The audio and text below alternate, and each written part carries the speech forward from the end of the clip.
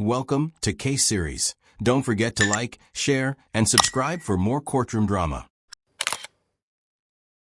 Come on up.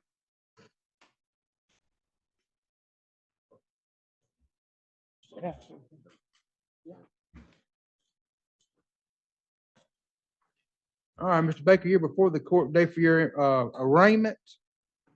And let's see. You're not, have you hired an attorney? No, sir. Do you plan on hiring one? No, sir. Are you going to represent yourself, or do you wish Yes, to have the sir. public defender to represent you?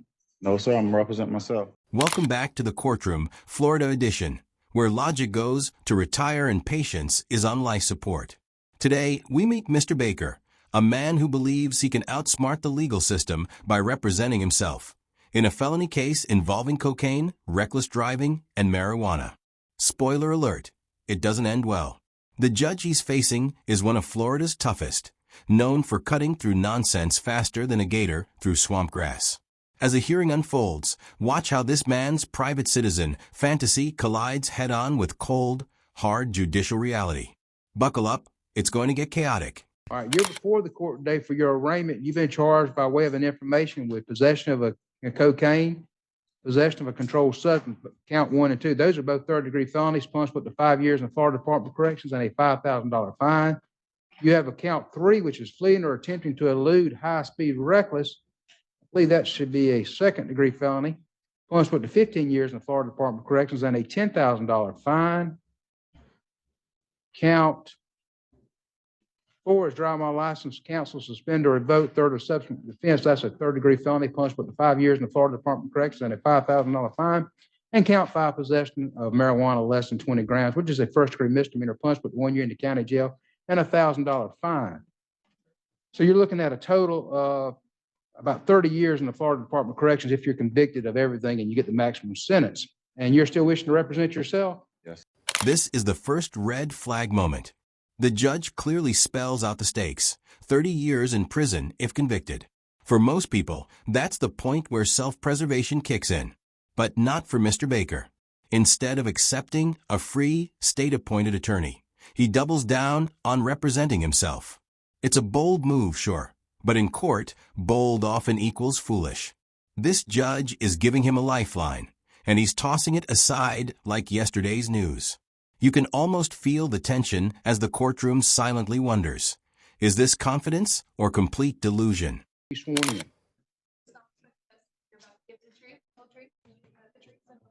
Yes, sir. All right, Mr. Baker, state your name. Lee Baker. And Mr. Baker, you have asked to represent yourself. Is that correct? Yes. How far did you get in school? 9th grade. Okay. And so you can read and write? Yes. Okay. Are you employed? No, sir. All right. How do you make a living? I'm unemployed right now. I was living with someone else. Sir? I'm unemployed. I was living with someone else. I just got out of jail about 5 months ago. Okay. Well, what is your trade? I have my own business, All right. What kind of business? a cleaning business. Okay. And have you ever represented yourself before? Yes. All right. Let's see. Are you under the influence of any drugs or alcohol today, which would affect your ability to make this decision to represent yourself? No. Have you ever been diagnosed with a mental illness that would affect your ability to No, sir. to make this decision? Notice how the judge carefully probes Mr. Baker's background, education, employment, sobriety, and mental health. This isn't small talk.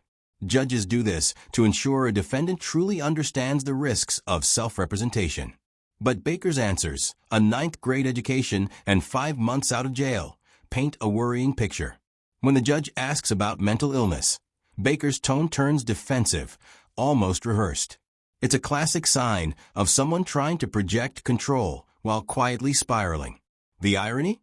His insistence on comprehending everything only proves how far he is from grasping the seriousness of his situation. Right. You understand that attorneys are trained in the rules of evidence, criminal procedure, and the law, and they're there to assist you in preparing pretrial motions, preparing for pretrial hearings, and to participate in discovery, and also preparing for trial. Comprehend that very well. All right, and sir, you understand that if you're representing yourself, you'll be held to that same standard. I comprehend that. All right, and I cannot assist you in any way. The state attorney would not be able to assist you in any way. that correct? I comprehend. All right, you still wish to represent yourself? Yes. All right, Madam Clerk, if you'll print out the information, and Deputy Dexter, it's okay if the clerk hands the information to Mr. Baker? All right, Madam Clerk, if you'll do that. Mr. Baker, when you receive that information, I'm gonna ask that you enter a plea at this time. I'd like to file 2 motions on the record as well, sir. I want to do your arraignment first. All right.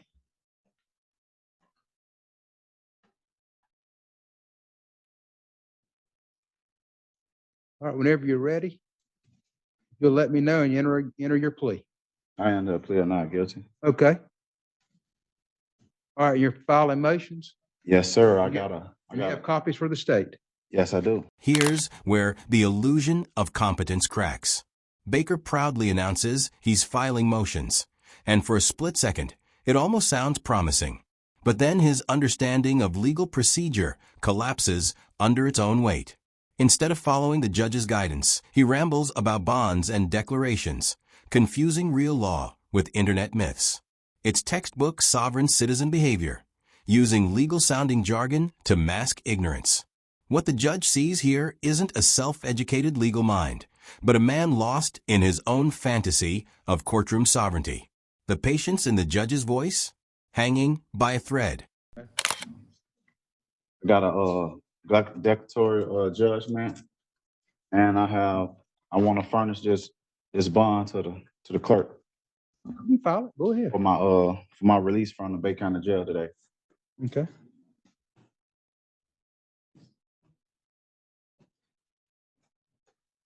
That's declaratory judgment. That's for the clerk only. Now you're providing a copy of the state, everything you've given the clerk. The bond, I shouldn't have to give the bond. The bond goes straight to the clerk.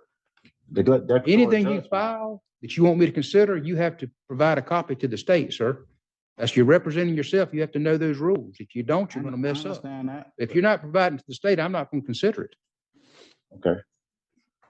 And the clerk doesn't make any determinations on that. All the clerk determines is whether you're innocent or not. I'm not talking about the bond for the declaratory judgment. I'm talking about the bond for the clerk to release me today. This is where it all unravels.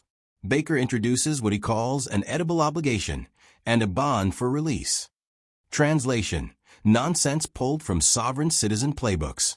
These pseudo-legal tactics are designed to sound impressive, but hold zero weight in actual law. The judge, seasoned and sharp, immediately cuts through it. His tone shifts from formal to firm, a sign that his tolerance is running out. The clash here isn't just legal, it's psychological. Baker believes he's enlightening the system, while the judge knows he's dealing with someone lost in an online rabbit hole. I filed my eligible obligation. What are you talking about? Sir? What are you talking about? I'm talking about eligible obligation on the USCA. Oh, you talking all that kind of stuff. I'm striking all that. And if I hear it again, I'm not going to let you represent yourself. I promise you. He's already entered a not guilty plea. We'll set this for a pre-trial. We'll set it for don't ask me any questions like that, sir. I'm not answering any questions. If you want to file a motion, file your motion. We'll set it for our December. When's that motion day in December? December 19th at 9 o'clock. Sir, you may, if you're going to do the sovereign citizen, all that, you may want to consider having the attorney. I'm a private citizen, sir. I'm not a sovereign citizen. I'm a private citizen. This exchange is the comedic highlight of the case. Baker insists, "I'm not a sovereign citizen. I'm a private citizen." To the judge and anyone familiar with courtroom theatrics, that's the same thing. These defendants often believe changing the label changes the law, but it doesn't. The judge's response, 6 in one hand, half a dozen in the other, is pure gold. Legal sarcasm at its finest. It's his polite way of saying you're playing the same game, just calling it something else. At this point, Baker's credibility is gone, and his fate is sealed. If you're going to pursue that, you may want to reconsider representing yourself. No, sir. But I'm not going to pay attention to any of that, and I'm going to strike all that. Okay. So we'll see you December 19th at 9 o'clock. It's no problem. That's enough. I don't want to hear another word. Okay. I'd like to also. I don't want to hear another word. No, put him out. Put your hands on me like that. Hush. Get him out of the courtroom. I don't want to hear another word. I just heard another word, Mr. Baker. Hush. Whoa. Mr. Baker, I'm going to appoint the Office of Public Defender to represent you. I'm going to find that you're not competent to represent yourself at this time. I'm going to reverse my decision. The Office of Public Defender is going to represent him. We'll keep it on that December 19th date.